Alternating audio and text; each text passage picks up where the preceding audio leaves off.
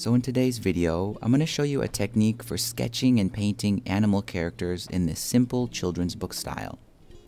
As usual, I'll list all the brushes I'm using in the description, but I think you can follow this with any brushes you're comfortable with. The first thing I'm going to do is make a very quick sketch. I'm using simple shapes to sort of build this, and just like in the last video, my goal is to get all the major elements out there and not really worry too much about proportions or even making it look super great. After that, I'm going to color in the sketch, and this makes it easier for me to refine the design in a moment, but it's also a great stage to experiment with the color palette.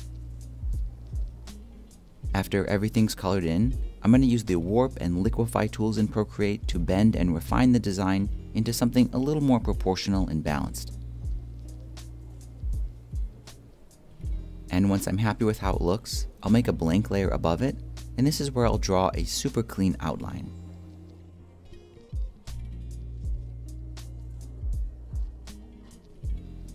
Now to use this outline, I'm first going to put our original sketch off to one side as a reference.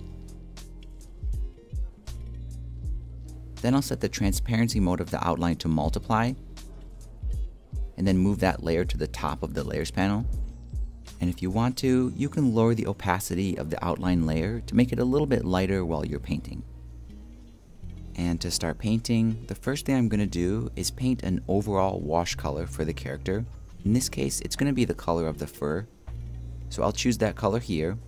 And for the brush, I'm going to use the abstract round. And I'm just going to do a loose wash that covers everything. And after that, I'm going to grab the eraser brush, which is set to the Fineliner Pen. And I'm going to use it to cut back my wash here so it follows the sketch. And that looks pretty good. Next, I'm going to go through the whole illustration just like this, and basically paint and fill in each different major element, and I'm going to make sure everything is on its own separate layer.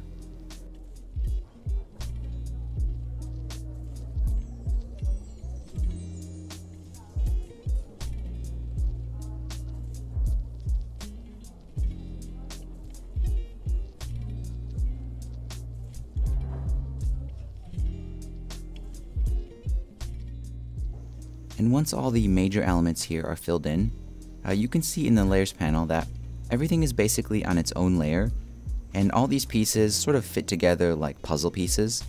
Now there's always going to be a little bit of error in the overlap. So for example, in this area, if I turn off the sketch, you can see the shirt doesn't quite line up, but I wouldn't worry about this right now because we can fix it later on. And at this point, I'm going to move on and start working on the face. And the face details are going to be pretty much on their own layer, so I'll make a blank layer above everything. For the brush, you could use the Fineliner Pen for this, but I want something a little bit more scratchy, so I'm going to use the little pine brush.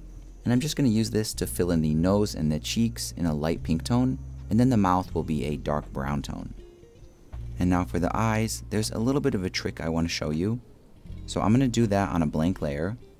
I'll use a very light warm white tone, almost pure white. And I'm just going to fill in one eye like this. Then I'll make a blank layer above that, and I'll use black to fill in the pupil.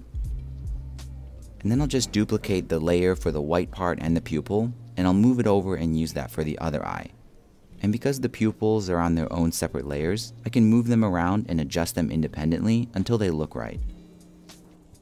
And while I'm at it here working on the face, I want to make a small adjustment to the ears. So I'm going to make sure the ear layer is selected. Then I'm going to grab the water blender, and I'm just going to use it to smooth the bottom here so there's a soft transition. Now at this point, it's looking pretty good, but I still have a lot of shading and stuff to do. But usually before I do the shading, I like to add all the textures and small details. So that's what I'm going to do next. And I'm going to start with the texture on the fur. So I'm going to make sure the background layer here, the fur layer, is selected. I'll make a layer above it. And I'm going to use a dark brown tone, and for the brush, I'm going to use one of the charcoal brushes. I'll use the burnt tree, and I'm going to use this at kind of a small size, and I'm going to go through the whole illustration and just cover this lightly wherever the fur is visible.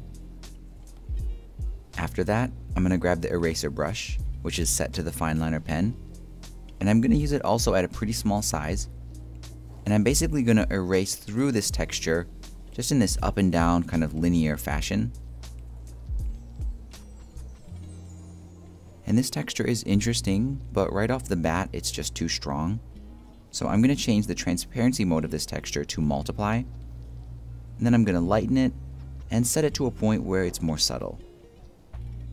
After that, I'll make another blank layer, and I'm going to use pure white and then the little pine brush. And I'm basically going to go through and do a couple of lines just here and there like this, going in the direction of the fur.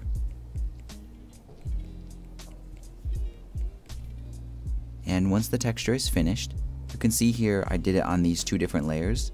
I'm just going to merge the texture together with the background here, just to kind of consolidate the layers and keep everything more organized. Now the next pattern that I'm going to do are the stripes on the shirt. So I'm going to select the shirt layer, I'll make a blank layer above it, and this time I'm going to use another drawing brush. I'll use the Oberon brush, and I'm going to use a kind of pink tone like this, and I'll just lightly do some lines side to side. And after that, I'll grab the eraser brush and cut back these stripes. And these stripes look pretty good, but I think I'd like them to be a little bit darker. So I'm going to make sure the stripe layer is selected, and then I can just use the hue, saturation, and brightness to adjust it. And the last texture I want to add is going to be the lines on the pumpkin. So I'll select the pumpkin, make a blank layer above it. I'll use a dark orange tone, and I'll go back to the little pine brush and use that to make the lines. And I want these to be pretty light, so I'm going to change the transparency mode to multiply, and then adjust the opacity. And once I'm happy with the lines, I'll merge them together with the pumpkin so they're on the same layer. And with all the textures finished, I'm going to add some kind of miscellaneous details, and those are going to be on their own layer, pretty much above everything we've done so far. And I'll start with the pumpkin. I'm going to use the little pine brush again to do all the face details, and I'll also use it to fill in the stem as well. Next, I'll use black to add in the shoes. And then I'll use dark brown to add some eyelashes up here, which is something I forgot to add earlier. And with all the textures and details finished, we can finally move on and do the shading. So for that, I'm going to make a blank layer again above everything we've done so far, and the shadows are going to be painted on. So I'm going to use a desaturated purple tone like this. Then I'm going to switch back to the watercolor brushes, and I'm going to use the abstract round at a pretty small size, and I'm just going to use it to paint on any areas where I want there to be a shadow. And then to control the shadows a little bit, I'm going to change the transparency mode to multiply, and then I'll lower it and set it to a point where it looks good. There we go. Then I'll grab the eraser brush and then clean up the shadows wherever they're overlapping where they shouldn't go. Now in this area here, I don't have a lot of contrast kind of differentiating the arm from the body, and you can see that more clearly if I turn off the sketch. So I think what I'm going to do is add a shadow line here. So I'm still on the same shadow layer we've been working on, same shadow color. I'll still use the abstract round for this, but I'll use it at a small size. And I'm just going to add a very, very kind of thin line just in the arm area to kind of clue you in that this is a separate piece. And now that the shadows are all finished, I'm going to merge all the layers for the rabbit onto one layer, and we're going to add a few finishing touches. And with everything merged together, the first thing I'm going to do is use the eraser brush, which is still set to the Fineliner pen, and I'm going to go along all the edges here and clean up any of these areas where the colors aren't overlapping quite right.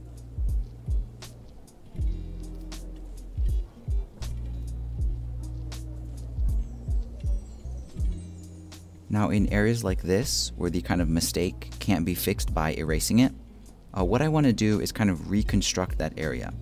So I'm going to change my brush to the Fineliner pen. I'll grab the color here from the pants, and I'll see if that works. It looks like it's a little bit too dark in this case. So I'll lighten the color a little bit, and then use that to reconstruct it. And I think this looks pretty good. The next thing I want to do is fix some of the edge textures. So for example, This is a rabbit, so this is a furry animal, but the edge here is very, very smooth. Usually when you're illustrating, it's a good idea to make the edges of objects match the substance that they're made out of. So I think for this to look natural, it should be a little bit rougher. So to get that effect, I'm going to go to the adjustments, I'll go to liquify, and I'm going to set it to crystals. And you can copy my settings here. I'm just going to use it at a pretty small size. And if I kind of drag this along the edge, you can see it kind of ruffles and frays the edge a little bit and makes it look fuzzy. So this is a way to add a fuzzy texture to the edge. And I'm going to go along all the edges of the fur.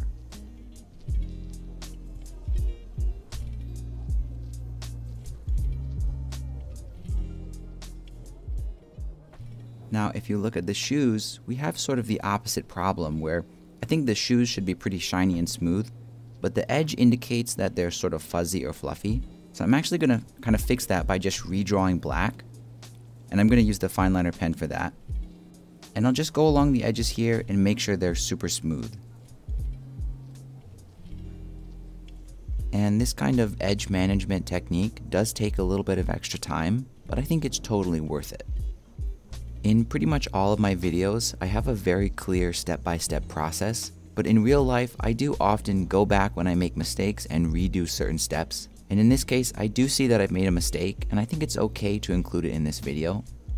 When I look at the face, it looks a little bit flat, almost like it's cut out of one piece of paper, and I think I can fix that with a little bit of shading. And to do that, I'm going to grab the selection tool, set to freehand, and I'm just going to make a selection along the bottom and edges of the face. I'll reconnect it. I'll feather it out just a little bit. Then I'll go to hue, saturation, and brightness. And if you remember before, our shadows are kind of darker and sort of purplish, and we can accomplish something similar with the hue, saturation, and brightness. So I'll darken it a little bit like this. I'll saturate it, and then I'm going to shift the hue a little bit towards purple, just to kind of mimic the shadows we did earlier. There we go. I also think the flatness of the face could be improved if I added a little bit of a shadow under the ears, similar to what we have down here by the neck. And I'll do that with the selection tool as well, but the process is a little bit different. I'll just select all the ears like this, and I'm going to darken it a tiny bit. Then I'll go out of the selection tool, I'll go back to it, I'll make another selection, but it's a little bit higher up on the ear. I'll feather it out all the way down like this, and then I'll return the brightness to basically what it was before. And this gives us a very subtle fade and then a sort of abrupt cutoff, and this helps make it look more three-dimensional. And just like that, our cute character is all finished. If you think I've earned it, don't forget to give this video a like. Even though we just painted a rabbit character this time, I think the techniques here are very universal, and they're the same ones I used in the badger tutorial, which I think you'll love to check out next.